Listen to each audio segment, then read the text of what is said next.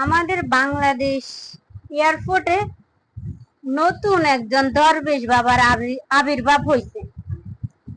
এই দরবেশ বাবা প্রবাসীদের প্যাকেট খুলে প্রবাসীদের খাবার খেয়ে নিচ্ছে। তাদের এত কষ্টের পরিশ্রমের জিনিস, পরিশ্রমের খাবার, তার ফ্যামিলির জন্য আনা খাবার। একজন প্রবাসী কত কষ্ট করে, একজন প্রবাসী কত পরিশ্রম করে দিনের পর দিনে ফ্যামিলি থেকে দূরে থেকে, নিজের মাতৃভূমি থেকে দূরে থেকে কষ্ট করে পরিশ্রম করে তার ফ্যামিলির জন্য, পরিবারের জন্য খাবার নিয়ে আসে, বাচ্চাদের জন্য, বাবা মার জন্য, সবার জন্য খাবার নিয়ে আসে।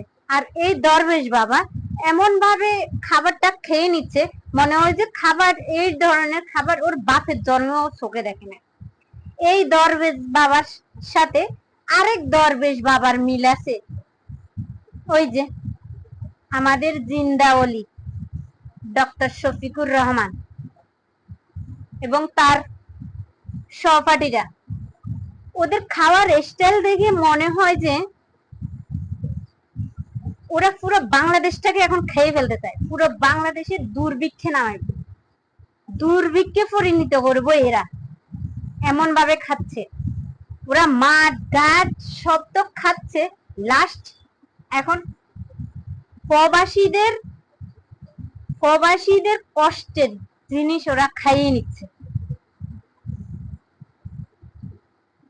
এই নতুন নতুন দরবেশ বাবাগুলোর যেভাবে আবির্ভাব হচ্ছে, মানুষ তো বাংলাদেশ ছাড়ি কোথা চলে যেতে।